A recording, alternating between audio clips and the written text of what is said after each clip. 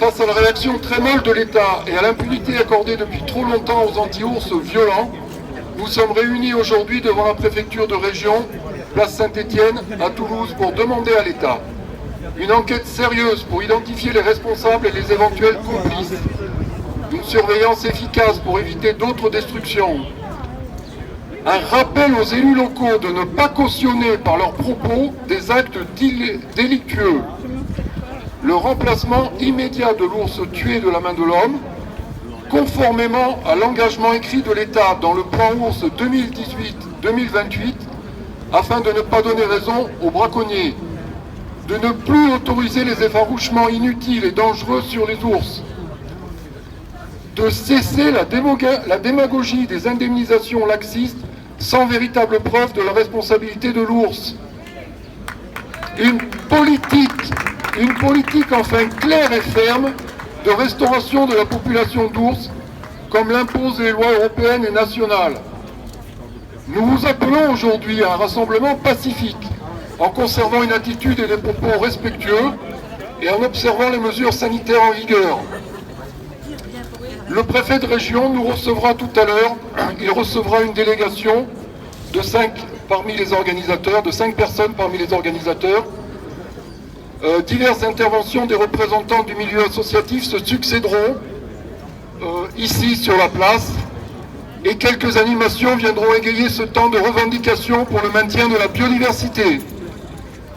Ce rassemblement est organisé par Animal Cross, le comité écologique ariégeois, Ferus, le fonds d'intervention éco-pastorale, le FNE Midi-Pyrénées, France Nature Environnement Midi-Pyrénées, c'est mon association, la Ligue pour la protection des oiseaux, Pays de l'ours ADET, la Société française pour l'étude et la protection des mammifères, avec le soutien de Altaïr Nature, de l'Association pour la protection des animaux sauvages, de FNE National, de FNE Haute-Pyrénées, de Mountain Wilderness, de Nature Comminges, Nature en Occitanie, Société nationale de protection de la nature et le WWF France.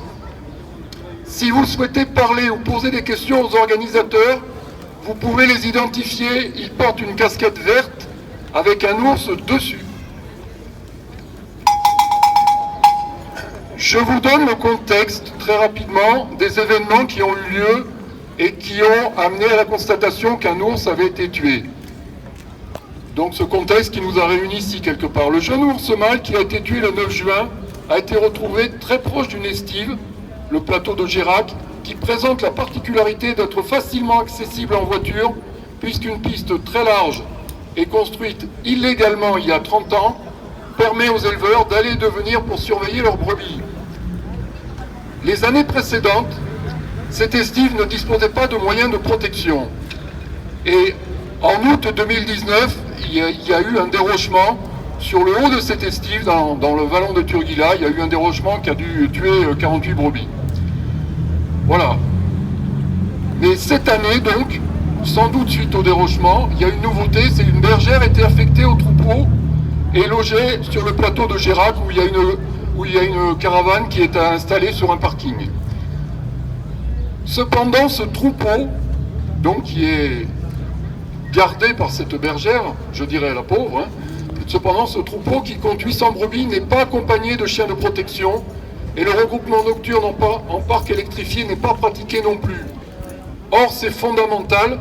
Si on veut, éviter les attaques d'ours, il faut qu'il y ait à la fois un berger ou des bergers, suivant le troupeau, un ou des chiens de protection, suivant le nombre de brebis, et puis un regroupement nocturne en parc électrifié. S'il n'y a pas ça, l'ours il tape, c'est clair.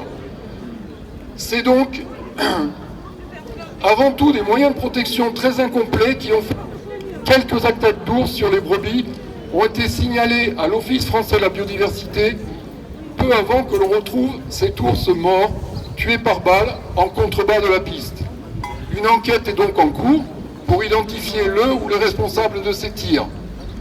Le problème du défaut de protection pour ce troupeau se fait encore plus prégnant au mois de juillet, puisque les brebis montent dans une vallée juste au-dessus, la vallée de Turguila, où il y a eu ce fameux dérochement l'année dernière, dont le relief est pour partie très pentu et caillouteux.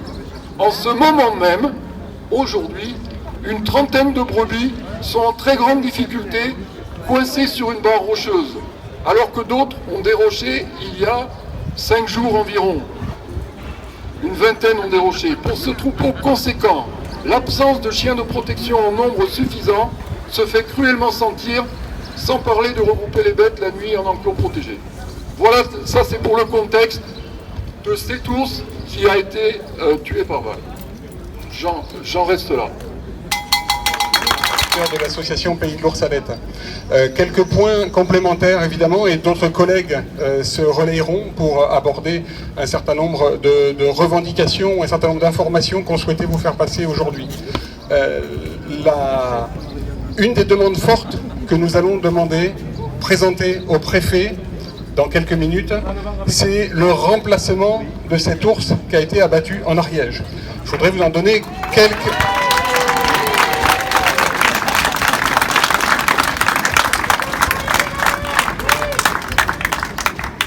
Je voudrais vous en donner quelques éléments d'explication complémentaires. Il est pour nous fondamental de remplacer cet animal. D'abord, dans un contexte dans lequel on est d'une cinquantaine d'ours, chaque individu, chaque animal compte, et on ne peut pas se permettre d'avoir comme ça de la mortalité anormale, de la mortalité pour cause humaine. Ça, c'est le premier point. Le second point, qui est au moins aussi important, peut-être plus, c'est que dans la mesure où il n'est pas certain que l'enquête aboutisse, rappelons que d'autres enquêtes avant celle-là n'ont pas abouti. Et qu'aujourd'hui, la liste des exactions, voire des délits commis par des opposants à l'ours, pour lesquels personne n'a été mis en cause, personne n'a comparu devant un tribunal comme ça serait normal, est longue. Alors, dans la mesure où il n'est pas certain que cette enquête-là aboutisse, il est fondamental de remplacer cet animal comme l'État s'y est engagé. Pour tous ceux que ça intéresse, consultez le plan ours 2018-2028, c'est-à-dire qu'il a été publié dans le cadre de ce mandat et qu'il court encore jusqu'à 2028. Donc c'est bien ce gouvernement, même si on est en train d'en changer, en tous les cas ce président, sous sa présidence, que le plan a été publié. Et page 19 de ce plan, il est spécifié très clairement qu'il n'y a pas de nouveau lâcher d'ours prévu en dehors des 2 femelles qui ont été lâchées en Pyrénées-Atlantiques en 2018, mais tout ours qui serait mort de cause humaine serait immédiatement remplacé. Voilà, donc ça c'est clair. Et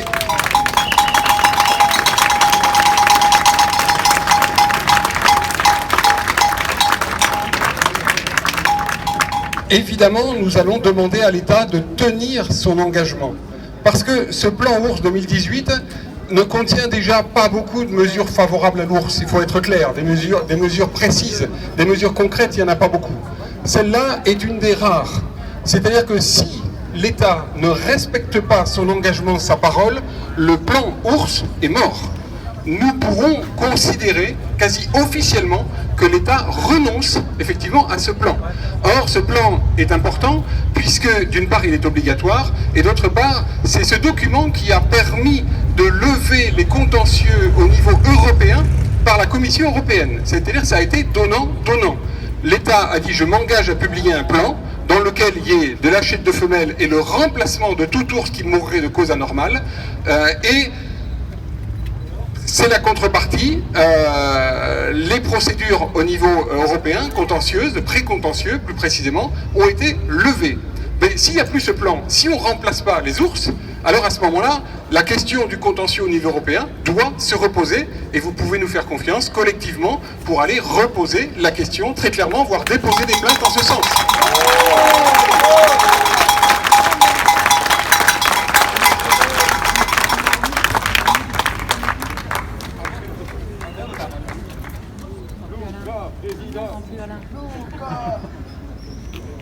À la mairie de Toulouse de nous fournir l'électricité pour ce rassemblement et ça nous a été refusé.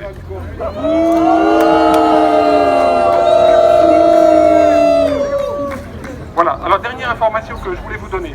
Vous le savez, vous l'avez vu, vous l'avez lu, en complément de ce rassemblement aujourd'hui, nous avons organisé la première télé-manifestation.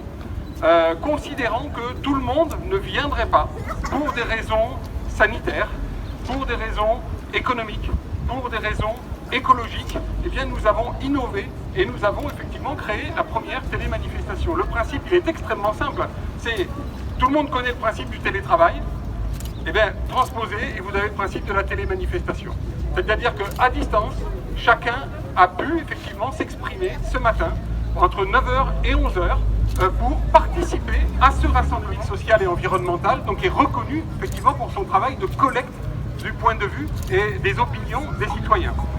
Encore une précision à vous de vous donner le résultat. Cette opération, comme c'est la première et comme on est dans un contexte qu'on sait évidemment sensible, a été observée, constatée par un huissier de justice. Nous aurons son rapport rapidement, nous le rendrons public.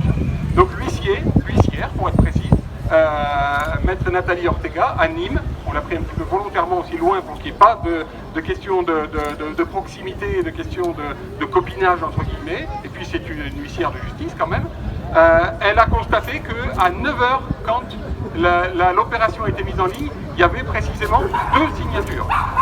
À 11h, le compteur s'est arrêté, vous pouvez aller voir, il y est, et le compteur est à 13 690 signatures.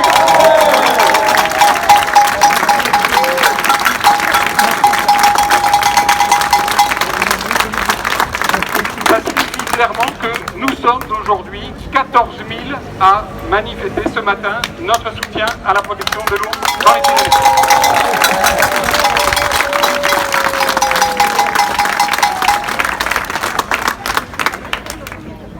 Et je passe la parole à mon collègue Patrick Lérissou de Ferrus.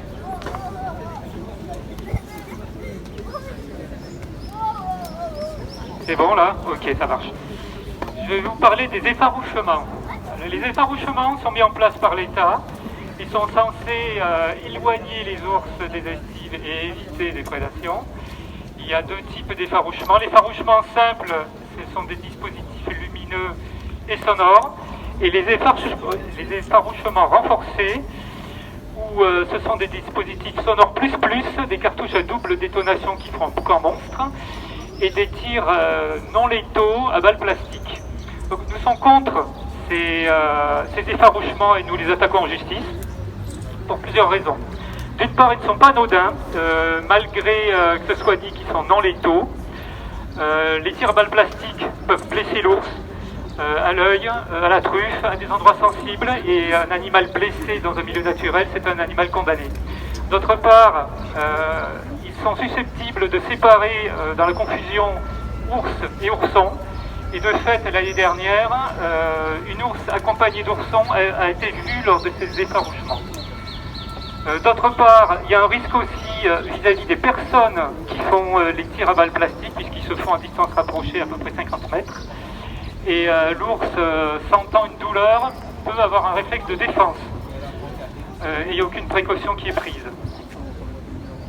D'autre part, le bruit énorme qui est fait peut déranger la faune sauvage et tout autre utilisateur de la montagne. L'année dernière, nous avons eu des témoignages comme quoi des randonneurs n'ont pas fermé l'œil de la nuit du côté de l'estive d'Ariou à cause de ces cartouches à double détonation.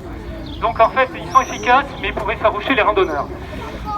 D'autre part, ces effarouchements sont inefficaces, puisque quand on pose les dates d'effarouchement sur un calendrier qui a été fait l'année dernière, et qu'on les compare aux prédations des estives concernées, on ne voit aucune différence avant et après. Il n'y a aucune différence entre l'année 2018 et l'année 2019. Donc ça ne marche pas. Et d'autre part, il y a d'autres moyens et qui sont beaucoup moins dommageants pour avoir des résultats d'éloignement de l'ours et de protection.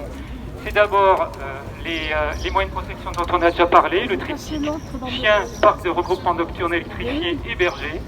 Or, les 2 tiers des estives qui ont bénéficié de ces effarouchements l'année dernière n'avaient aucun moyen de protection.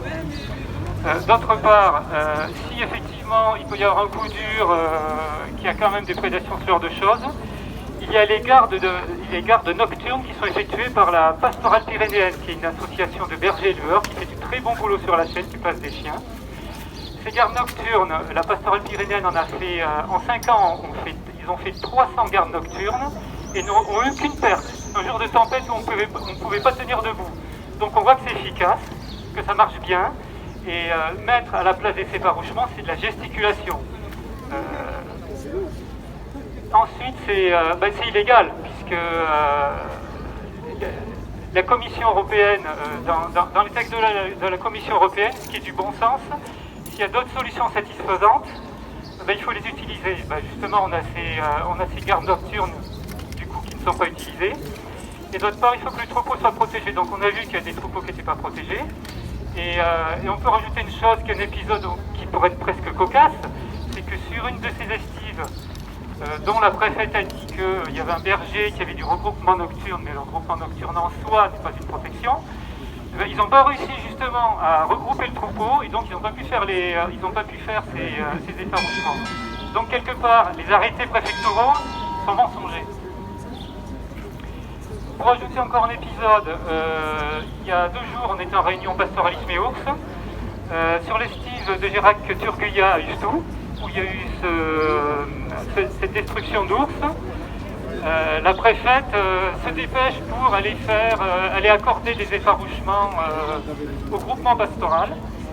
Mais elle nous a dit que c'était en cours, c'était pas encore fait parce qu'ils essayaient de regrouper le troupeau, c'est-à-dire qu'il va être éparpillé sur tout le versant. Et donc, effectivement, il n'y a aucun moyen de protection. Donc, c'est encore se moquer du monde. Je rajoutais pour finir, dans les mêmes eaux, une expérience de terrain qui nous a été remontée. C'est qu'il y a certaines estives dans les Pyrénées où les méthodes n'ont toujours pas changé en 25 ans. On a des bêtes qui sont éparpillées sur des kilomètres de crête, sur plusieurs versants.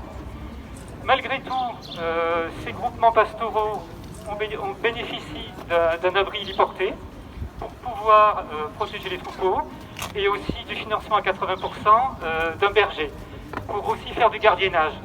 Sauf que le gardiennage est impossible dans ces conditions et de fait, il n'est pas visible, le berger, il n'est jamais visible, sauf à un moment, c'est que quand des vautours s'envolent, un gros groupe de vautours, le berger monte et cherche la bête morte. Et en fait, ce berger ne sert pas à faire du gardiennage, mais à relever les bêtes mortes de toute cause en estive pour pouvoir se les faire indemniser. Donc autofinancement des 20% qui est à la charge de l'éleveur, et après ça va être automatiquement remboursé par la préfecture de l'Ariège qui indemnise tout, et on va nous dire que l'ours est super prédateur. Voilà.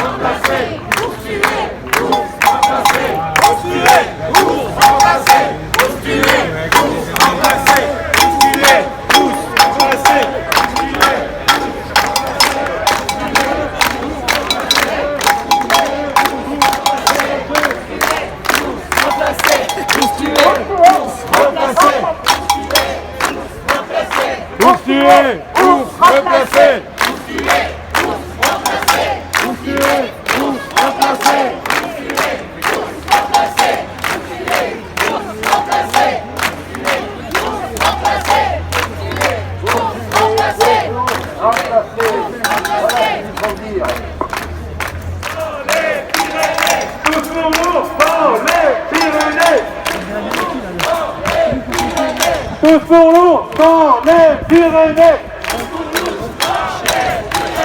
Tous pour l'eau dans les Pyrénées. On va changer. Merci à vous. Ours tué, ours remplacé. Ours tué, ours remplacé. Ours tué, ours remplacé. Ours tué, ours remplacé. Ours tué, ours remplacé. Ours tué, ours remplacé. Ours tué, ours remplacé. Merci. On lâche rien, sauf des ours. On lâche rien, sauf des ours. On lâche rien, sauf des ours. On lâche rien, sauf des ours. On lâche rien, sauf des ours. On lâche rien, sauf des ours. On lâche rien, sauf des ours. On lâche rien, sauf des ours. On lâche rien, sauf des ours. On lâche rien, sauf des ours. On lâche rien, sauf des ours. On lâche rien, sauf des ours. On lâche rien, sauf des ours. Merci à vous. Petite phrase que j'ai relevée avant de venir ici. Alors, l'ours est à la fois celui qui féconde et annonce le printemps, mais aussi l'exutoire des conflits sociaux, celui que l'on bastonne, celui que l'on rase pour le rendre humain. En juin 96, Ziva, slovène, s'était lancée en terre pyrénéenne. Les deux populations ursines, l'une autochtone, l'autre rapportée, se sont mêlées. Il n'y a plus d'ours slovènes et béarnais, ce sont des ours pyrénéens. En 2019, sur l'ensemble de la chaîne pyrénéenne, on a une population, si c'est exact, les spécialistes me diront si je me trompe, 52 ours, dont 2 oursons sont morts en cours d'année, dont 23 femelles, 22 mâles et 7 indéterminés. Enfin, on ne connaît pas leur sexe en fait. Voilà. Simplement dire que l'introduction, la réintroduction, ça a toujours existé. En 1860, la France importait des ours depuis l'Allemagne, la Russie, l'Ukraine, pour répondre à la demande du commerce de l'ours. La ressource s'épuisant dans les Pyrénées, ils n'arrivaient pas à gérer leurs ressources en fait, parce que la pression était trop forte. Et donc, ils sont allés en chercher dans d'autres pays. Et l'Espagne, elle a refusé de donner ses ours parce qu'elle a voulu préserver sa population. Même les chiens errants qui sont pas forcément bien gérés. Donc c'est important d'assister sur les mesures barrières aussi pour les élevages. Le fait qu'il doit y avoir des chiens de protection, il doit y avoir des bergers. L'idée c'est pas d'aller bosser ailleurs pour se faire l'argent ou vendre je sais pas quoi et laisser son troupeau divaguer. Avoir des animaux c'est avoir une responsabilité. Avoir des brebis c'est avoir une responsabilité. C'est pas que de la viande sur pattes pour se faire de l'argent. Et en plus récupérer l'argent lorsque soi-disant un ours les a attaqués. Et c'est aussi mettre en place des barrières. Trop souvent lorsqu'on se déplace sur site, on se rend compte que ces moyens de protection ne sont pas là. Alors que les indemnisations sont données. Donc ça, c'est absolument anormal. C'est aussi notre argent, tout ça.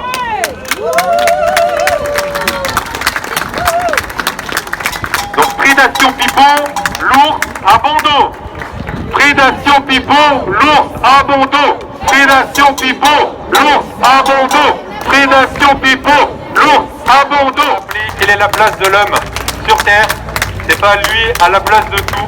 C'est pas toute la nature doit lui être soumise. Non, l'homme a un rôle central de respecter la nature et sa soi-disant intelligence est là pour faire en sorte que cette nature soit respectée.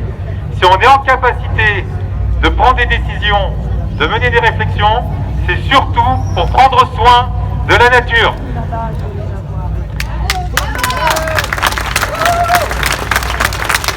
Et le message important pour les braconneurs, c'est faire en sorte qu'il n'y ait pas d'impunité.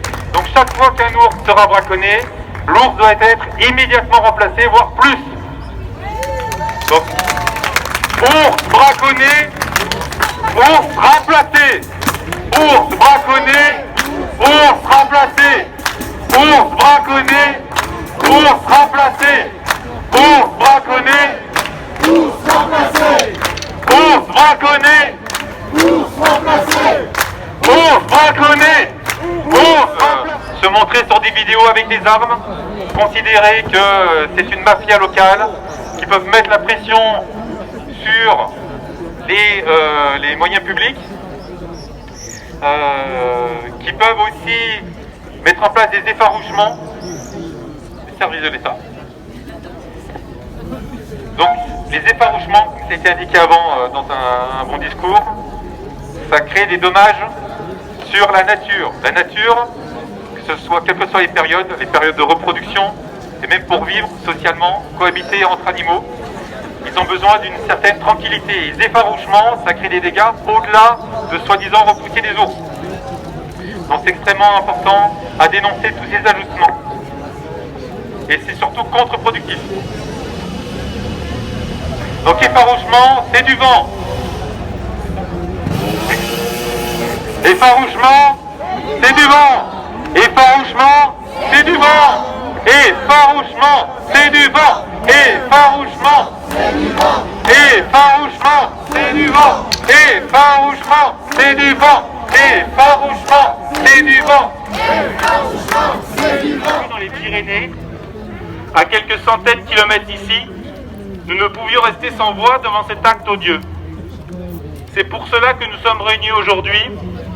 Et voir autant de monde, ça fait énormément plaisir. Bravo à vous. Animal Cross se réjouit de voir que depuis de nombreuses années, l'ours a toujours autant de défenseurs et de soutien dans les Pyrénées et de plus en plus sur le reste du territoire.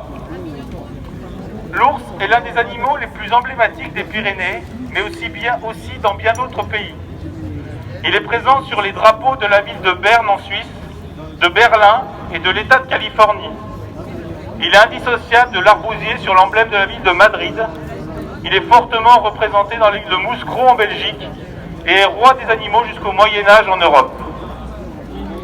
On pourrait alors se poser la question, pourquoi les ours suscitent-ils autant d'intérêt et de bienveillance bien au-delà des frontières pyrénéennes? La nature, la vie sauvage sont présentes sur Terre depuis bien avant l'homme.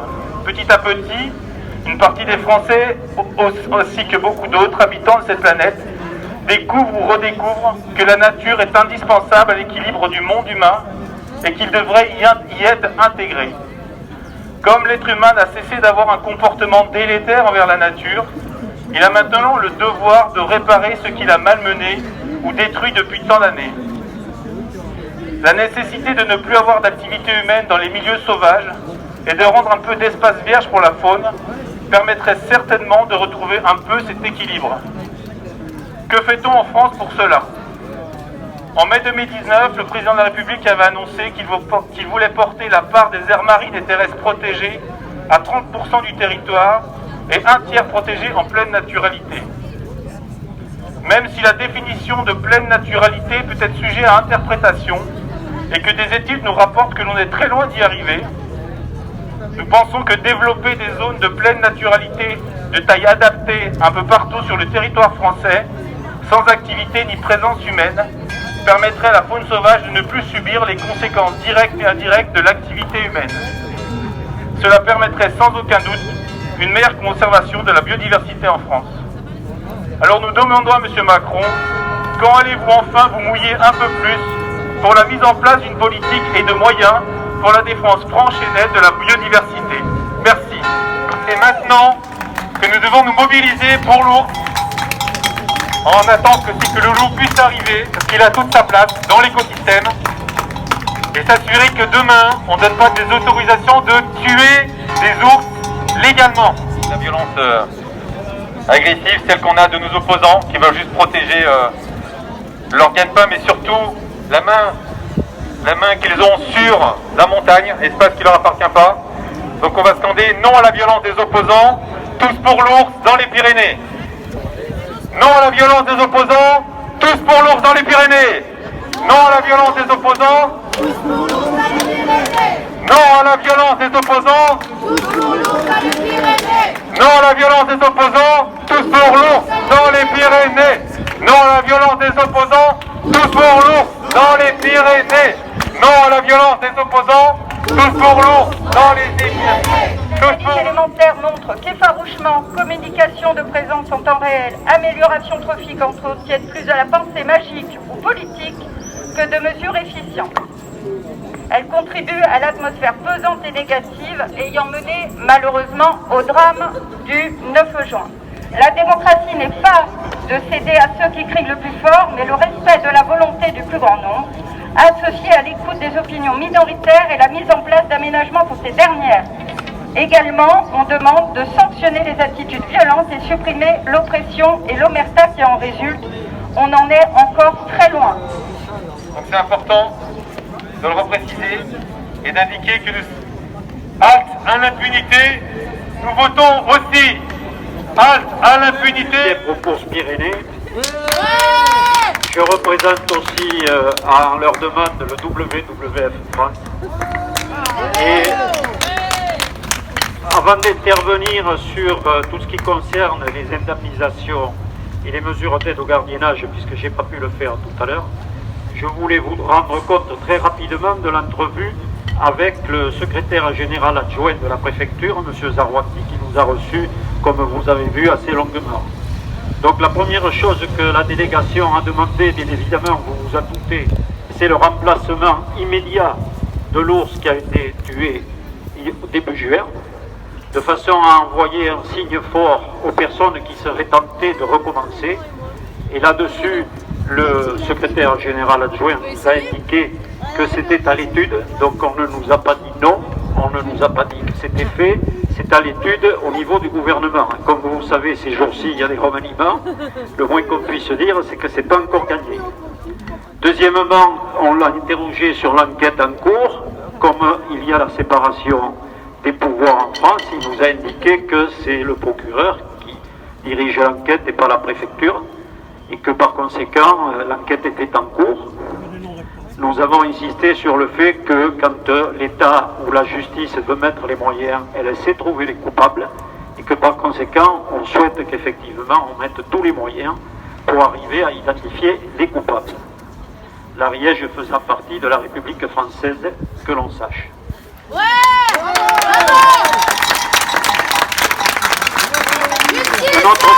Un autre point qui a été indiqué également aux représentants de l'État, c'est de rappeler autant que faire se peut à un certain nombre de leaders politiques ou syndicaux qu'il faut qu'ils ne cautionnent pas par leurs propos des actes délictueux.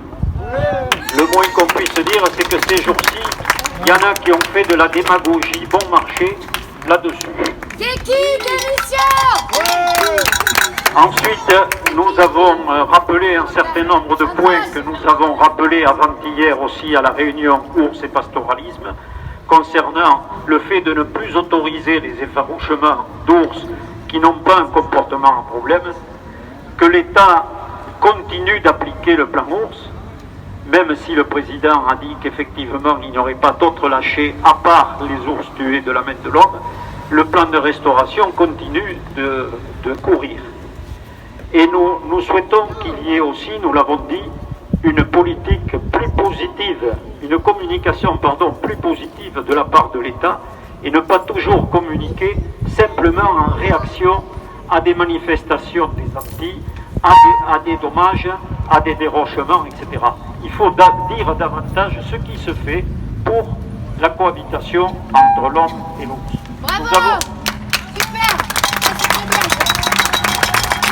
Nous avons insisté enfin sur le fait qu'il ne faut pas donner des dérogations à l'obligation qui va être faite à partir de l'année prochaine de protéger les troupeaux pour pouvoir être indemnisés. En effet, un certain nombre de politiques et de leaders syndicaux essaient aujourd'hui d'obtenir des dérogations de façon à ce que l'on n'applique pas cette protection. Je rappelle quand même qu'aujourd'hui, si vous-même ou un commerçant a un local et que vous ne prenez pas les mesures pour pouvoir éviter un cambriolage, eh bien votre compagnie d'assurance, elle ne va plus vous assurer. Donc pourquoi est-ce que le contribuable devrait être celui qui a une assurance tout risque vis-à-vis des éleveurs qui ne veulent pas protéger leurs troupeaux? Parce qu'il s'agit bien de ça.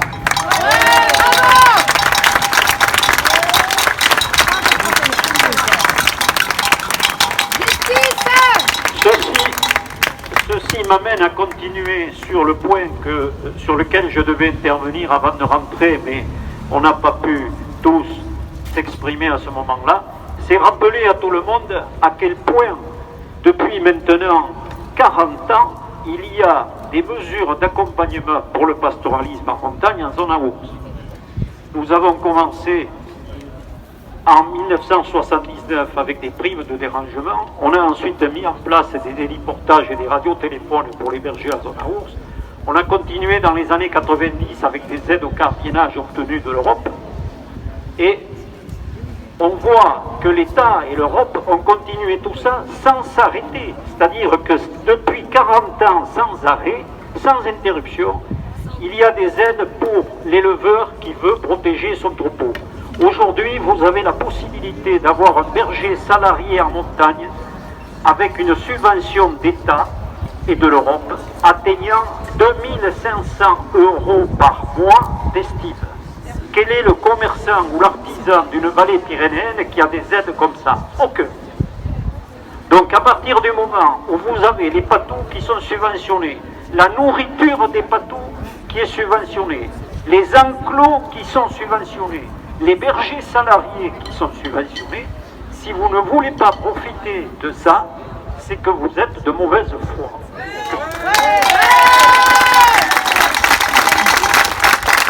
Après, vous avez des groupes, effectivement, syndicaux ou politiques qui veulent faire un fonds de commerce de ce type de position. Ça, c'est leur problème.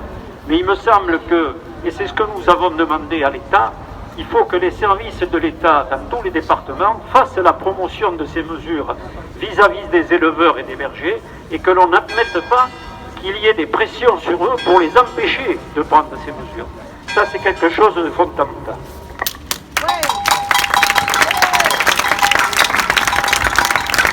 Enfin, je voudrais vous parler aussi, au nom des associations de notre collectif, de quelque chose qui est complémentaire et d'une dérive que nous avons constatée, que nous avons dénoncée auprès de l'État et que pour laquelle même nous avons porté l'affaire devant le Conseil d'État, même si pour le moment elle n'a pas été jugée.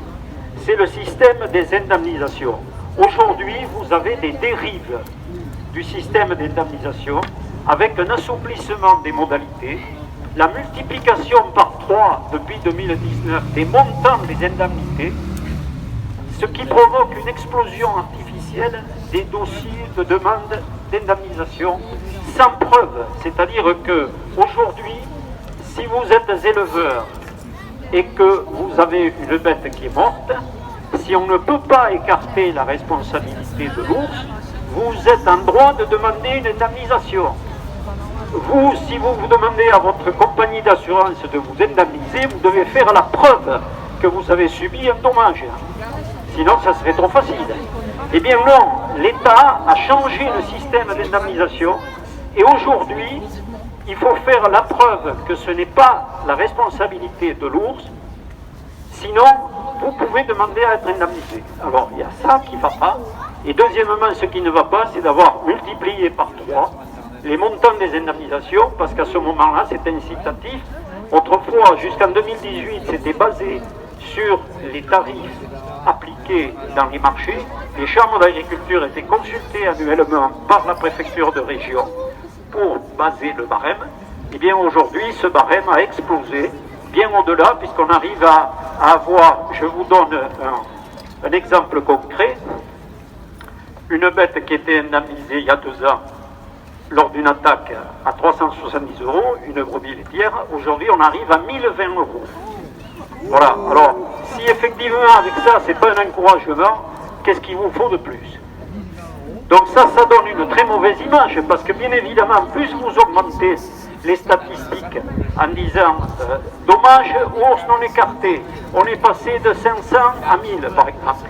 Automatiquement les anti-ours disent les ours sont devenus plus prédateurs, il faut leur taper dessus, il faut les effaroucher et même il faut en sortir quelques-uns.